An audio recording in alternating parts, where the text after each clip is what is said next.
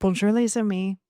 Welcome to GenerateHER, coming to you direct from Paris, as usual. If you're returning, thanks for coming back. Lovely to have you.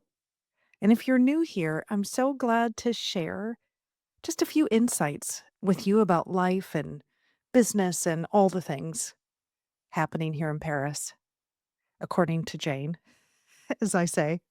So we're approaching the end of September, and this is a favorite season of mine. I probably say that all the time, but I do love fall. And I love that fall really represents change. And you see that so clearly. So clearly. We start to see the leaves here changing. We don't get the very bright yellows and reds and oranges that you might get in some parts of the world, but you do get this kind of beautiful golden, dark yellow brown, which is still just as stunning when the sun shines through it. So this time of year is also special because we're heading into October, and October is the birthday month of my business here in France, of my first business, I should say. My first baby here in France is going to be 16. And as I say that, it really surprises me. If I back up 16 years ago, in this month, the total uncertainty and fear and questions and all the things that you go through when you start a new business. And in my case, a business where I did not know much about the industry, I did not know much about running a business. I'd come from a corporate background. I didn't know much about the French culture, which I'm still learning. So 16 years ago was quite a different time in life. And so today I sit with you. I wanted to reflect on some of the things I've learned over 16 years, sweet 16. I want to credit a friend for reminding me that when I sat down with her for a coffee not too long ago. She used the word sweet 16, and indeed it is. Indeed it is, the fact that we've made it here. But over those 16 years, what have I learned? I've learned a lot, and thank goodness I'm still learning. And I wanted to share with you some of the things I've picked up through these years that might help you if you have a business, might help you if you're thinking about a business, might help you if you're wanting to understand France a bit more, because so much of what I've learned is thanks to my time here. So I have it in a few categories that I thought we'd talk about. The first one is business and France, because those are so intertwined with me. And I'd like to tell you in that subcategory, I find my comrades approach business this way. Business is personal. I always grew up with the saying that don't take it personal, it's just business. Well, that's not possible, in my opinion, as a business owner. Everything is business and everything is personal. And I think that's okay. And the question is, how do you get the balance? How do you get the balance so that you can still have your life outside of your business? That's a question that I ask myself a lot. And how do you get the balance so that they both fulfill one another? Because the reality is, if you have a business, particularly a new one or one that your owner operated, you're still very much engaged. And that's okay. And I share this with you also to think about when you go into small businesses here in France. We always remind people you should greet them. I know you may come from a country where client is king or queen. That is not necessarily the case here. Artisans are revered. They have an expertise. You have the pleasure of shopping in their boutique. For them, their business is personal. It's an extension of their home. It's an extension of their family. It's where their children have grown up, possibly. So keep that in mind when you service businesses here in France. Keep that in mind when you're dealing with friends who have businesses. Keep that in mind if you're wanting to start your own. Business is personal, and that's okay. You just have to make sure you get the balance. And in that same theme, I want to talk about relationships. They are everything in France. And over the 16 years of trying to develop business relationships and friendships in a culture which does operate very differently in terms of proximity, meaning people have these concentric circles of friends. And in the US, I find they overlap. Your friend could be the person that you're sitting at a bar having a drink next to. That could easily become your friend. Here, not so much. So I've learned a lot about trying to invest time and energy into friendships. And in France, I've learned that trust and credibility are your currency, particularly when it comes to running a business. Deals are built on personal connections just as much as they are contracts. And without being honest and having integrity, I think you'll find that you'll struggle to do business here. And I think you'll find that you'll struggle to build friends here. And that's quite important because I know that a lot of people say that French people are very, very direct and honest. And isn't that wonderful? I appreciate it. And that's something I've come to challenge myself with, to say the difficult things if they need be said. Being clear is being kind, I think. I'd rather know what I'm doing wrong, what I'm doing right, how to improve myself than not. So I encourage you to think about that when you're interacting with people, maybe when you're interacting with yourself, to be clear, to have integrity with what you say, to be honest. That's one of the values I've picked up here over 16 years. One of the things I've also picked up in the spirit of business in France, what got me here won't get me there. What got me to where I am today won't get me onwards. And that's a big growing lesson for all of us. The hustle, the grind that I had to go through 16 years ago won't get me to the next stage of my career. And I say that because no matter what you're doing, you do have the right to shift, to change direction, to expand. And that's where I am now. So even though I recognize that what I needed back then isn't necessarily what I need today to expand into a different part of me, there are values, there are attributes that will serve me. But I'm going to walk the tight line to make sure that in me wanting to expand myself, I actually do that with meaning. Something to think about. The other thing I want to share with you in doing business in France is losing gracefully. And this is a hard one because France is built on a social economy, not necessarily a market economy. So when you lose business, it is very personal. Business here is sticky, which is good and bad. The wonderful thing is it's sticky because people will make decisions to stay with you just because they've been with you. The bad thing is you can get fat and lazy with that. You can forget that this client is meaningful. You can tune down your engines. You cannot be on your A game sometimes. And then you have a bad surprise. And I see that happen to so many of us, including myself. And that surprise of losing a client could be that they're just changing direction and they don't need your service anymore.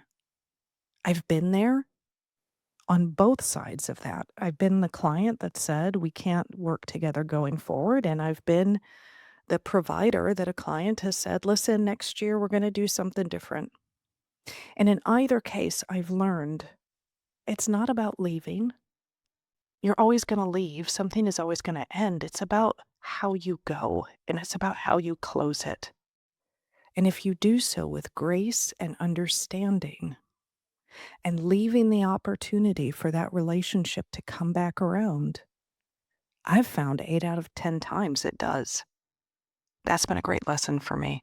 If I break into my second area of growth and change, 16 years has taught me that change isn't change isn't optional. I mean, it's gonna happen whether or not we want it, but are we ready for it? And the first one I'm gonna point to is to grow, sometimes you have to let go, and that is hard.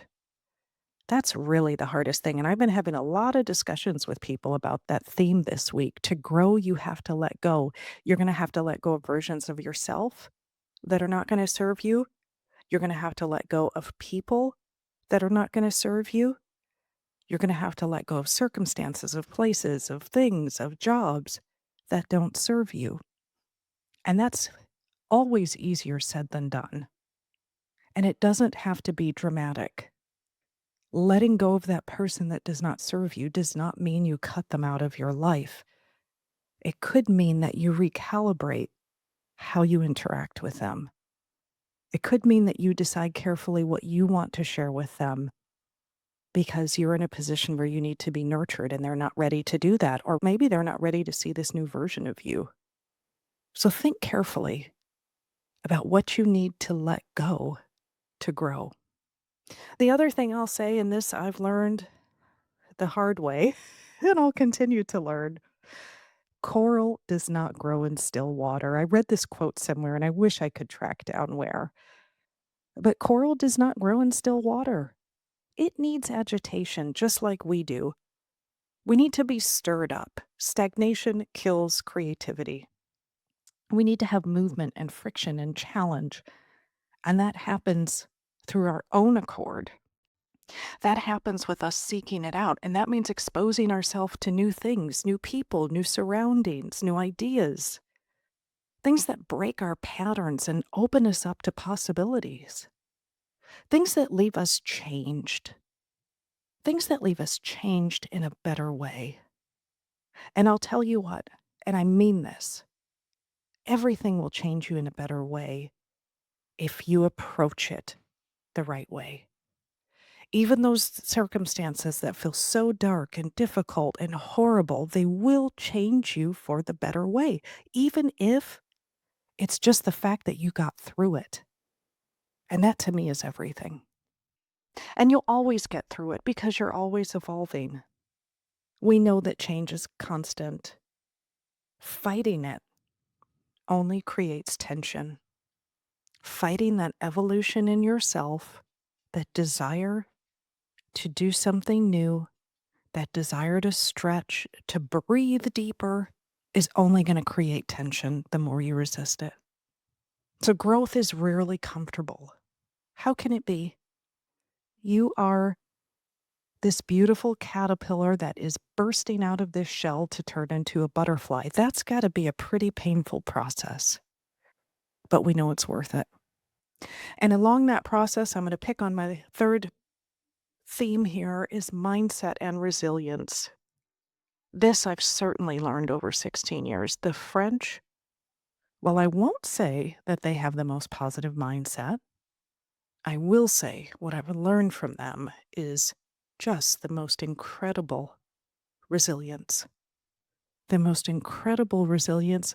These people will throw their shoulders back and walk into a room like they own it, even under very difficult circumstances and times. And I've got a few points in history over my 20 years here where I've seen those, where the French people have been incredibly resilient. So, what's my lesson there? Nothing lasts forever. So, that's the good news. Nothing lasts forever, even those very difficult, dark moments.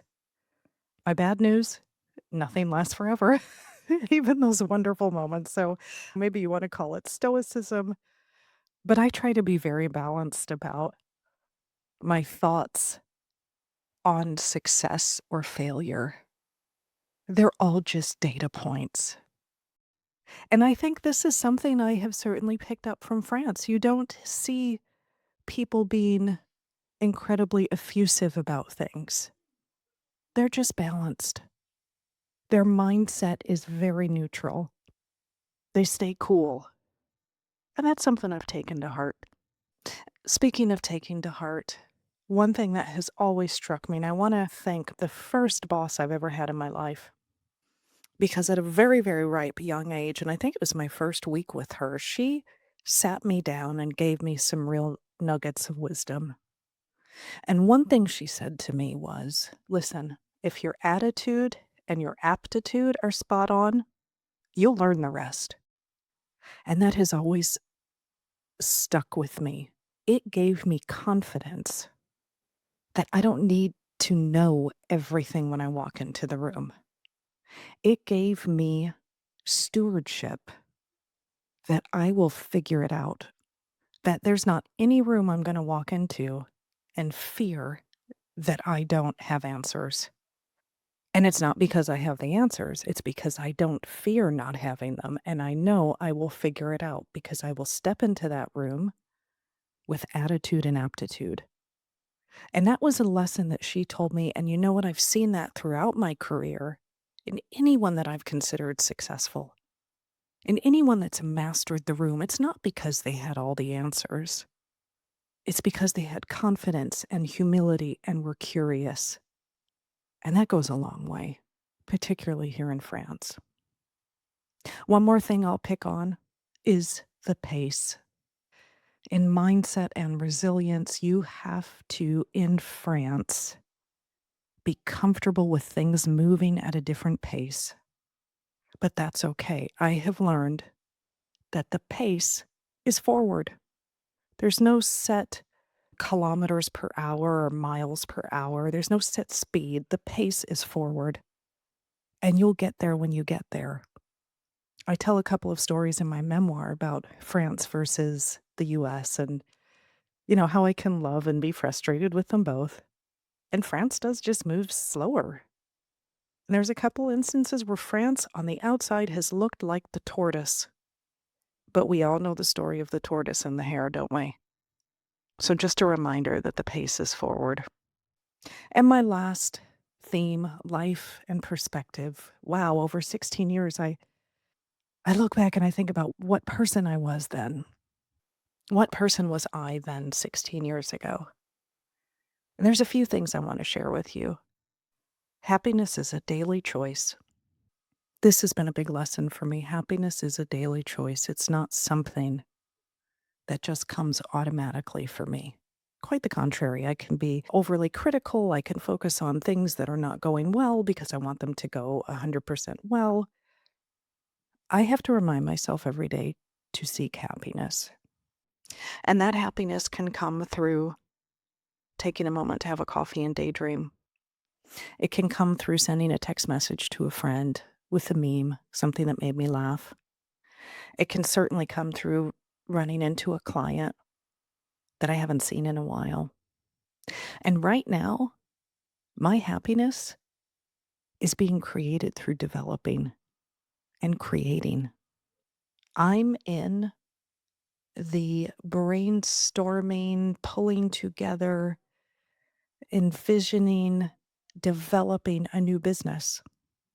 And I realized how much I missed that over the past 16 years.